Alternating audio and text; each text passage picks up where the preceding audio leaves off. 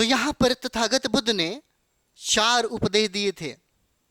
जिंदगी में हर लोगों की लाइफ में ऐसा होता है, हर लोगों के जीवन में ये जो घटना है घटता है। उन्होंने ये कहा था कि पूरा संसार दुखमय है। कोई ऐसा व्यक्ति जिसके पास दुख न हो क्या? इसलिए बौद्ध धर्म के जो 4 उपदेश हैं, बौद्ध धर्म के 4 उपदेश है ना, इसको भी देखते चलिए। बौद्ध धर्म के है ना, बौद्ध धर्म के 4 उपदेश, 4 उपदेश कौन कौन से हैं है ना, एक बार कहानी एकदम शानदार तरीके से आपको बताएंगे। हालांकि हम लोग अभी एग्जाम के पर्पस से इंफॉर्मेशन को हम लोग देख रहे हैं। तो तथागत बुद्ध ने कहा था कि सबसे पहला क्या है ना, दुख। पहला दुख है ना, दुख इन्होंने कही थी। मतलब पूरी दुनिया में दुख ही दुख है। संसार क्या है? दुखमय है। संसार क्या है? तो संसार इन्होंने कहा कि संसार जो है, संसार दुखमय है, संसार दुखमय है।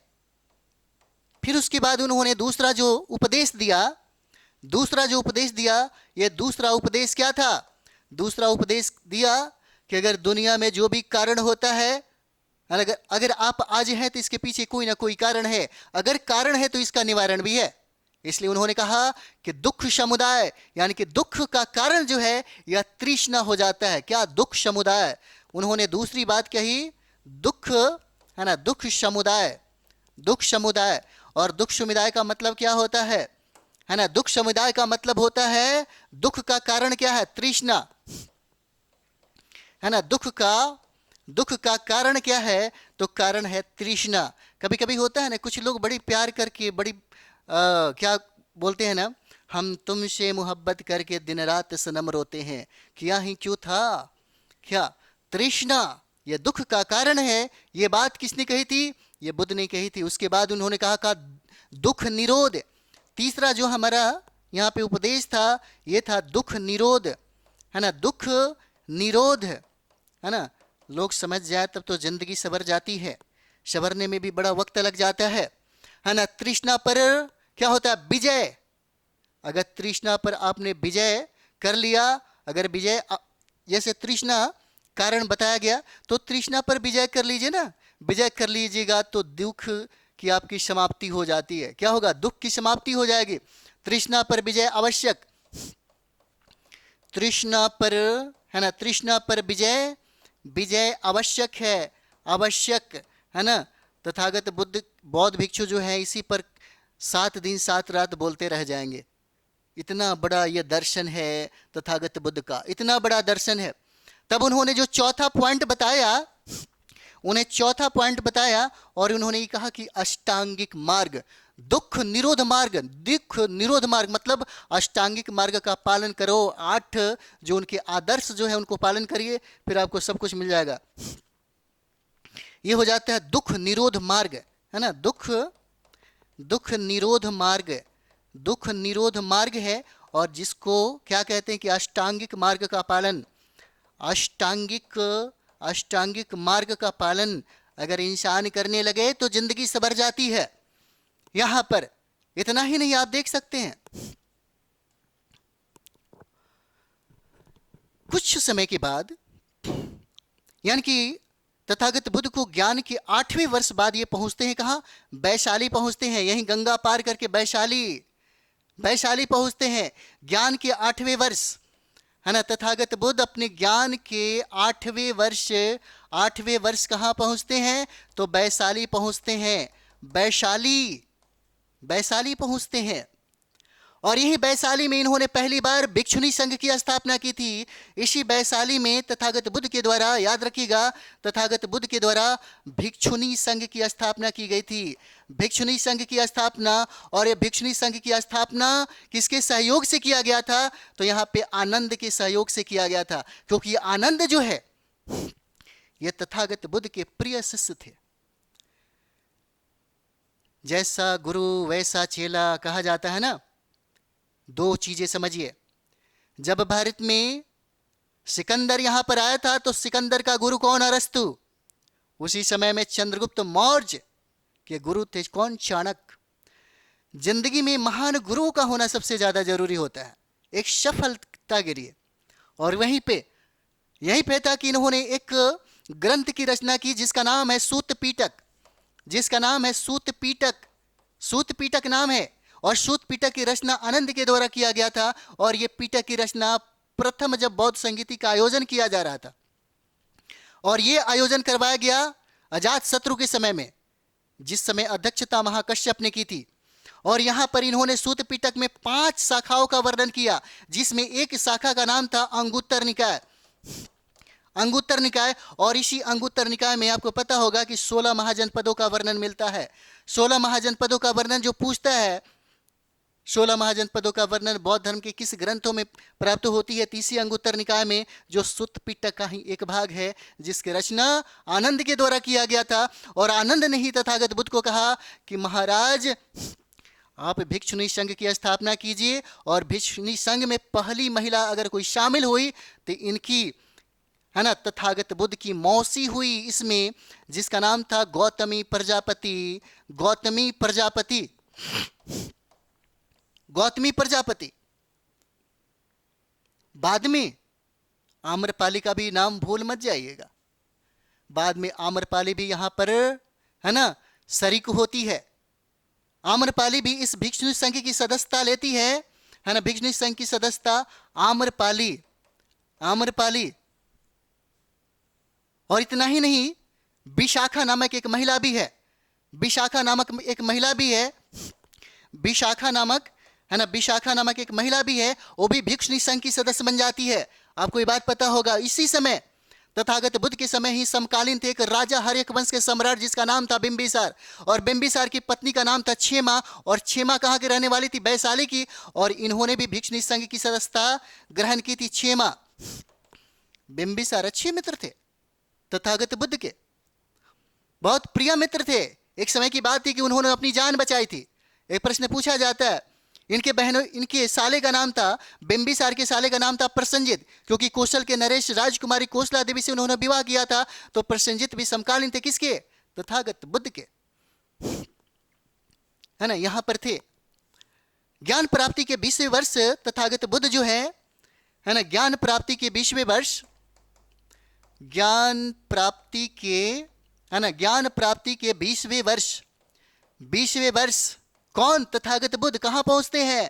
ये पहुंचते हैं श्रावस्ती में, है ना, श्रावस्ती, यही श्रावस्ती, यही श्रावस्ती जहां पर तथागत बुद्ध ने सबसे ज्यादा सर्वाधिक उपदेश दिया था। सर्वाधिक उपदेश यहीं पर दिया था।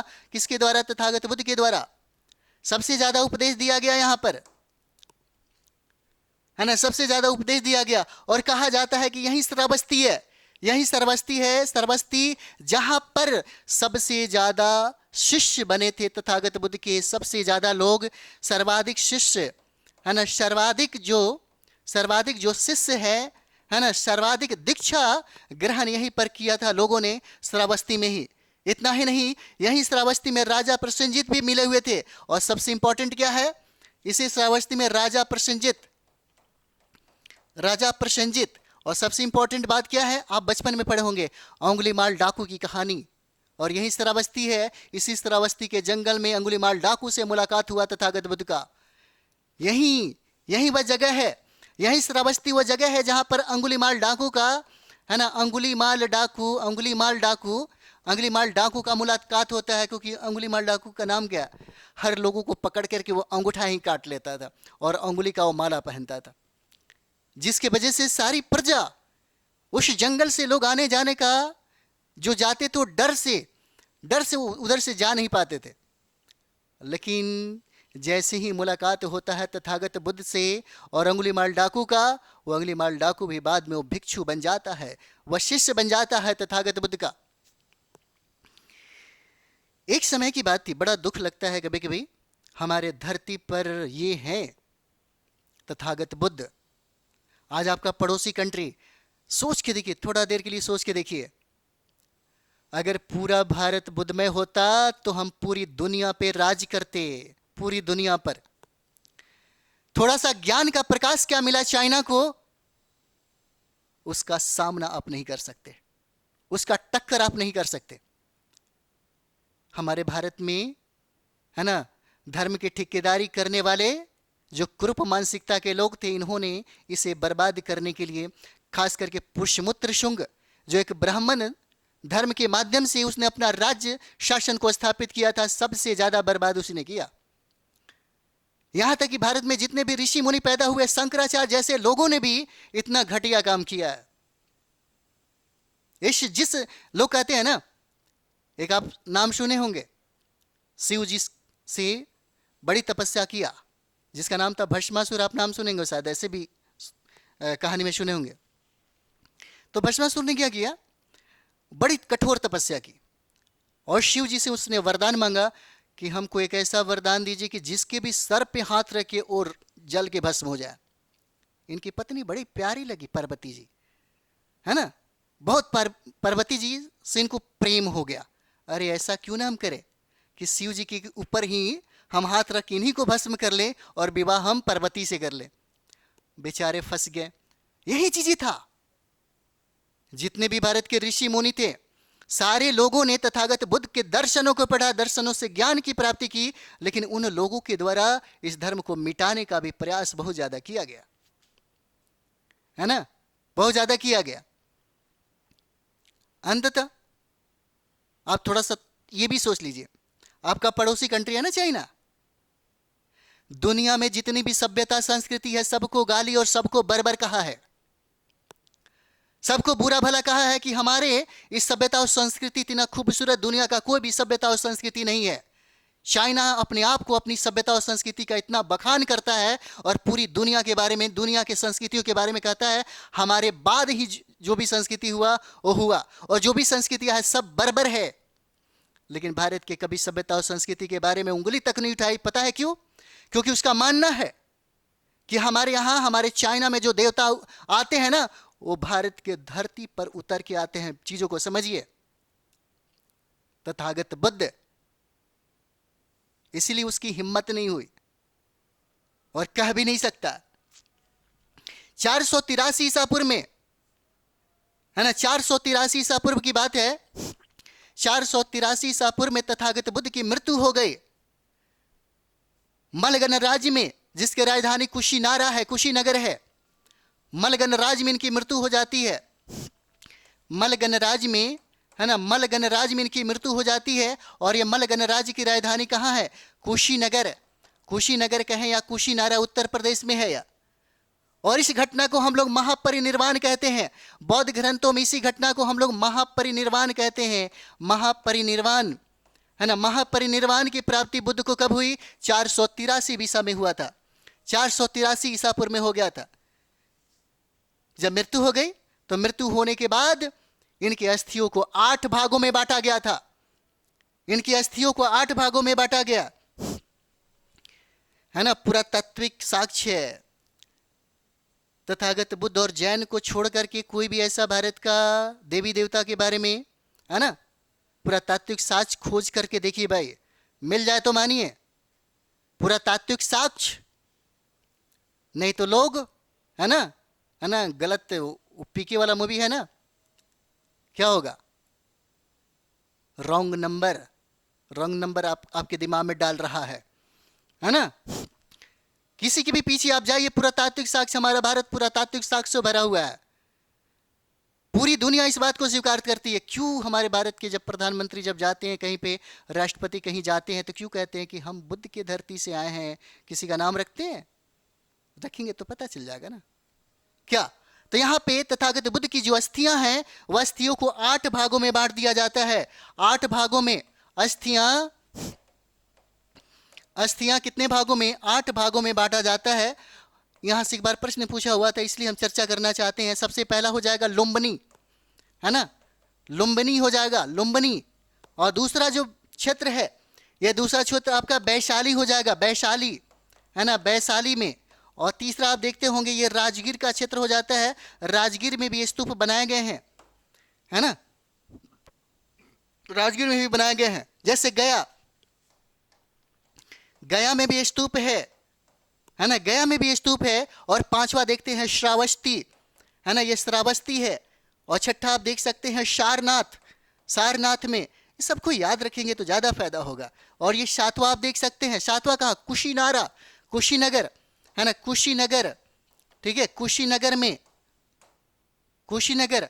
और 8वां कहाँ हो जाएगा, कौशाम्बी, 8वां कौशाम्बी में, कौशाम्बी में इतने स्तूप बनाए गए हैं। स्तूप महापरिनिर्वाण इसका प्रतीक है, मैंने पहले ही बताया था, क्या पहले ही बताया था ना। चलिए, उसके बाद यहाँ पे जो इंपॉर्टेंट है, जो बार बार आपके एग्जाम में पूछा जाता है, प्रथम बौद्ध संगीति, द्वितीय बौद्ध संगीति, तृतीय बौद्ध संगीति, चतुर्थ बौद्ध संगीति, आजकल पूछे जाते हैं कहाँ और किसकी अध्यक्षता में हुआ, ये नहीं पूछा जाता है। अब विशेष जो है, विशेष से प्रश्न पूछा जाता है, जैसे हम आपको बता रहे हैं। सबसे पहला अगर हम लोग यहाँ पर प्रथम बौद्ध संगीति की बात करें, है ना, प्रथम बौद्ध संगीति, तो प्रथम बौद्ध संगीति जो है, प्रथम बौद्ध संगीति कब हुआ था, 483 ईसापुर में हुआ था। कब, 483 ईसापुर में होता है प्रथम बौद्ध संगीति। इस समय कौन शासक हैं, अगर वंश की अगर बात करें हम लोग, वंश तो हर्यक वंश के सम्राट थे, हर्यक वंश के सम्राट। और हर्यक वंश के सम्राट कौन है भाई, हर्यक वंश के सम्राट है अजातशत्रु, है ना, अजातशत्रु है। शुरू में प्रेम मोहब्बत नहीं था, शुरू में तो प्रेम मोहब्बत जैन धर्म से था, बाद में इन्होंने क्या किया, अपने तर्क की कसौटी पर कसा और पूरी दुनिया के सामने तथागत बुद्ध को ला करके साक्षात करवाई थी, तब जाकर के व्यक्ति ने बौद्ध धर्म को अपनाया था, ऐसे ही नहीं अपना लिया, है ना। उसके बाद इन्होंने प्रथम बौद्ध संगीति का आयोजन करवाई थी। कहाँ पे, तो ये हुआ था राजगीर में, राजगृह में हुआ था। स्थान आपका राजगृह हो जाता है ना, स्थान आपका राजगृह हो जाता है। और यहाँ पे शासक जो है, शासक अजातशत्रु है, वंश हर्यक वंश है ना। यहाँ पे जो अध्यक्ष बनाए जाते हैं, प्रथम बौद्ध संगीति के जो अध्यक्ष बनाए जाते हैं, अध्यक्ष उनका नाम है महाकश्यप, महाकश्यप नाम है इनका। और इसी समय जो विशेष कार्य होता है ना, इसी समय जो विशेष कार्य होता है, और विशेष कार्य क्या है, 2 किताबों की रचना होती है यहाँ पे 2 किताबों की रचना होती है। एक किताब का नाम है सुत्त पिटक, यहीं पर सुत्त पिटक की रचना होती है, और यहीं पर विनय पिटक की रचना किया जाता है, विनय पिटक की, है ना, विनय पिटक की रचना किया जाता है। सुत्त पिटक में क्या है, सुत्त पिटक में बुद्ध के दर्शन का चर्चा मिलता है, दर्शन का। और विनय पिटक में यहाँ पे नियम और कानून बनाए जाते हैं, नियम और कानून का यहाँ पर जिक्र किया जाता है। इसीलिए विनय पिटक को क्या कहते हैं हम लोग, नियम कानून का कट्टो, है ना, टोकरा कहते हैं, टोकरी कहते हैं हम लोग, ठीक है, इसको क्या कहते हैं, टोकरी कहते हैं, ठीक है। अब यहाँ पे जो बुक की जो रचना हुई थी, ये ज्यादा इंपॉर्टेंट है। जैसे में आप देखते होंगे, आप याद रखिए, प्रथम बौद्ध संगीति का आयोजन कब हुआ, 483 ईसापुर में हुआ था। किसके समय में हुआ, तो हर्यक वंश के सम्राट थे, जिसका नाम था अजातशत्रु, और इनके पिता का नाम था बिंबिसार। अजातशत्रु सबसे पहले जैन धर्म को स्वीकार किया था, बाद में उन्होंने बौद्ध धर्म को स्वीकार किया। और इसी समय जो प्रथम बौद्ध संगीति का जो आयोजन हुआ था, इसकी अध्यक्षता महाकश्यप के द्वारा की गई थी। और इसी में सबसे महत्वपूर्ण जो 2 ग्रंथ है, थैंक यू, 2 ग्रंथों की रचना होती है, जिसका नाम है सुत्त पिटक और एक का नाम है विनय पिटक। यहां पे बैठिए। सूत पिटक की रचना आनंद के द्वारा किया गया।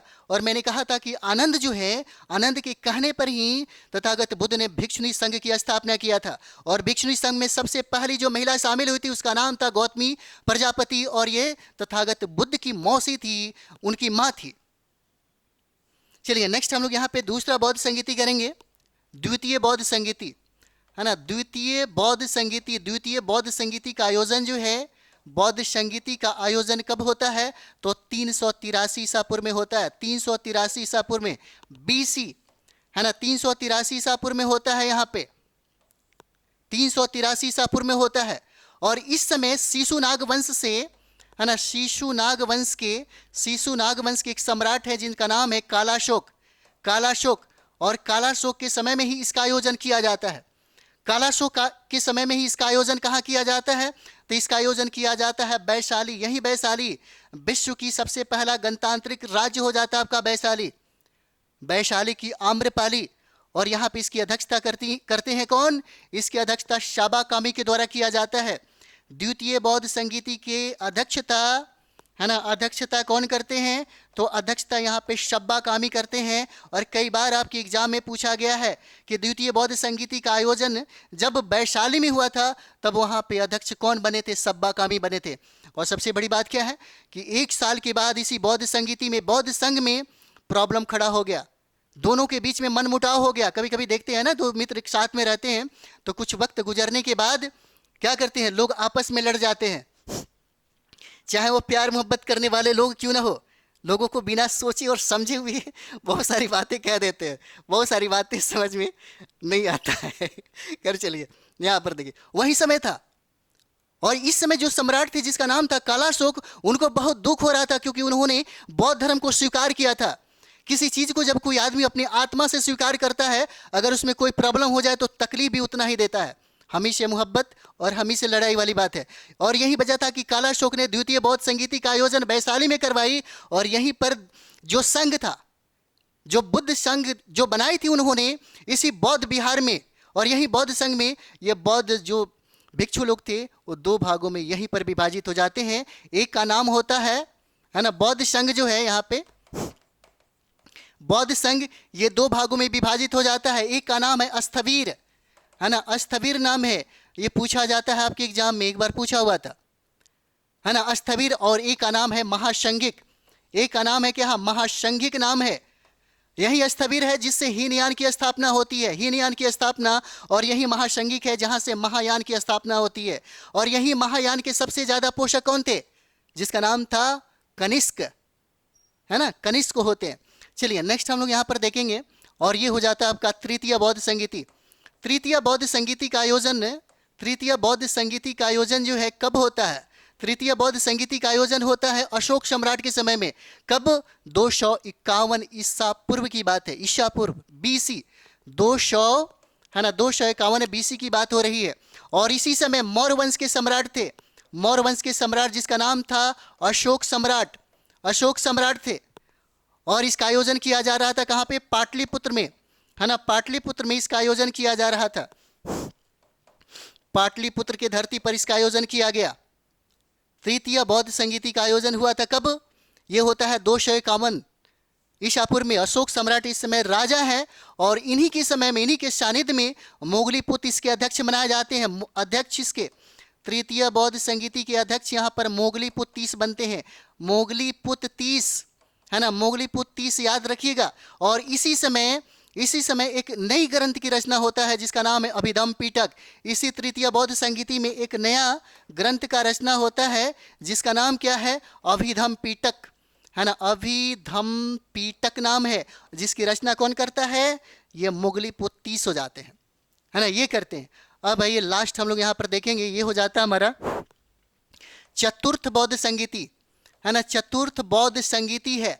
चतुर्थ बौद्ध संगीति का आयोजन कब किया जाता है, चतुर्थ बौद्ध संगीति का आयोजन आपको कब होता है, 72 ईस्वी में, 72 ईस्वी में इसका आयोजन किया जाता है यहाँ पर 72 में। और ये आपके, है ना, ये कनिष्क के समय में इसका आयोजन किया जाता है, कनिष्क, है ना, कनिष्क के समय में किया जाता है। और ये कश्मीर के एक राजा होते हैं, है ना, कनिष्क के समय में होता है। और इसका आयोजन होता है कहाँ पे, कश्मीर के कुंडल वन में, कश्मीर के कुंडल वन में इसका आयोजन किया जाता है। कुंडल वन, ये भी कई बार आपकी एग्जाम में पूछा गया है, कश्मीर के कुंडल वन में होता है। और यहाँ पे इसकी अध्यक्षता करते हैं, अध्यक्षता भी पूछा गया है कि चतुर्थ बौद्ध संगीति का अध्यक्ष कौन थे इस समय, तो इस समय अध्यक्ष थे वसुमित्र, है ना, क्या नाम है, वसुमित्र है। और सबसे बड़ी घटना क्या घटती है यहाँ पे, यहीं पर बौद्ध धर्म दो भागों में विभाजित हो जाता है। मोस्ट इंपॉर्टेंट पार्ट है, चतुर्थ बौद्ध संगीति में ही बौद्ध धर्म दो भागों में विभाजित हो जाता है। एक का नाम है हीनयान, एक का नाम है हीनयान, और दूसरे का नाम है महायान। ये दो शाखाओं में विभाजित हो जाती है यहीं पर चतुर्थ बौद्ध संगीति में, ठीक है। तो यहाँ पे हमारा जो बौद्ध धर्म है हम लोगों ने इसे समाप्त किया एग्जाम की व्यू से, बाकी कहानी हम सुनाते रहेंगे। हम लोग नेक्स्ट टॉपिक जो जैन धर्म है उस पर हम लोग अगले वीडियो में बात करते हैं। थैंक यू वेरी मच आप सभी लोगों का।